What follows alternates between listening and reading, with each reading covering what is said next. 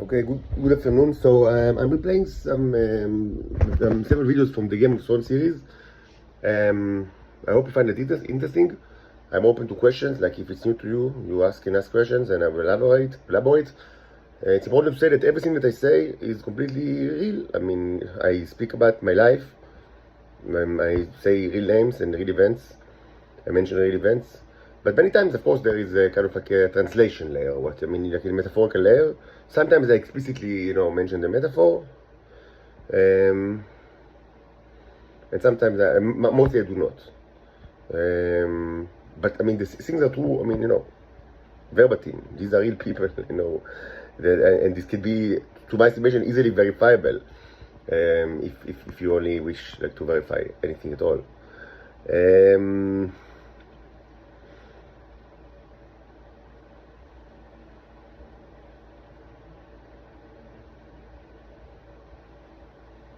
Specifically, the Canon story, raises several questions that are not of particular interest to me right now. I think it's just, it's a nice story, and it's a real story, and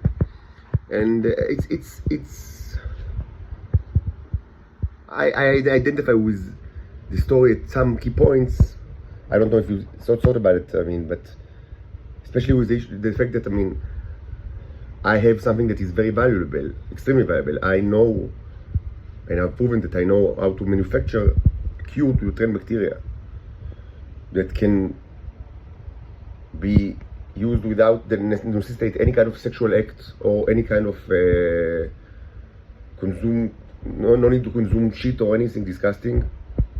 It's probably, if I would have made a product out of it, it would probably not have been something that is like it probably would have been something like, a small cookie that is mostly made of hardened oil, which is not the most pleasant thing in the world, but it's not disgust. It's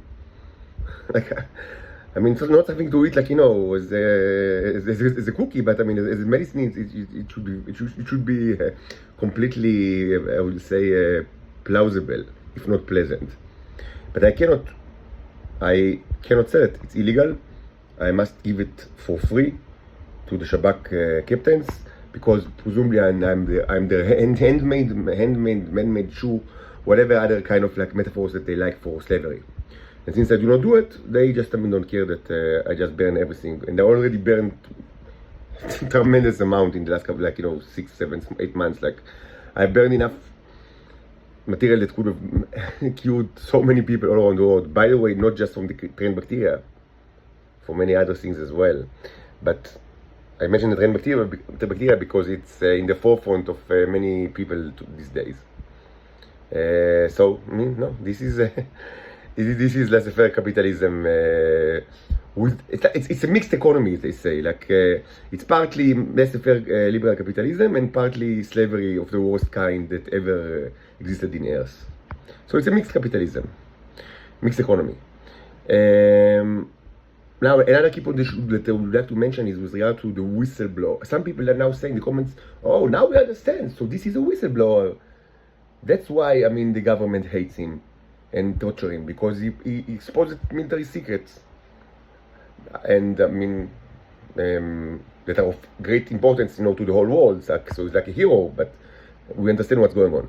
So this is a completely wrong conceptualization of reality, and I rejected vehemently. I should say that I am absolutely not a whistleblower, and this whole conceptualization is completely false and devoid of logic and devoid of any connection to reality. I would say that I think that I greatly respect, tremendously respect, people that are whistleblowers, both in commercial companies and inside of state affairs. These people are heroes, and they should be commended and respected and protected by the other nations. And it's a great honor and duty, and these people are blessed by God. They are really martyrs of the modern time, like the whistleblowers.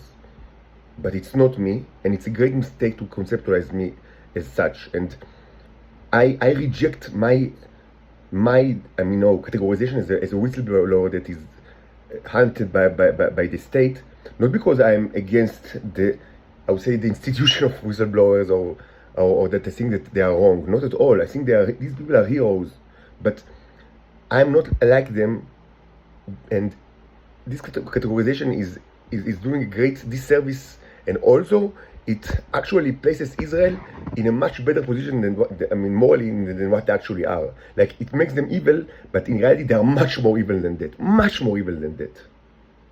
My case is even worse, and I would argue substantially worse than the case of a state that prosecutes a whistleblower. I should say that very clearly. I do not belong to any intelligence organization, and I never belonged to an intelligence organization. Arguably, you can say you belong to Amman, but this was during my military days, and it was not in intelligence capacity. I was the, programming, high tech, and since then, no, I have no connection to them. So, certainly, it's out of, it's out of kind of any kind of context. And it's detached from Israeli reality, like to say that I belong to the intelligence community because I served in my military days in Amman as a programmer. It's detached from Israeli reality. It doesn't make sense, and it's just not true. I do not belong to them. For a long time now. And while I belong to these people, I would never. It was just about it was tech issues, not like intelligence.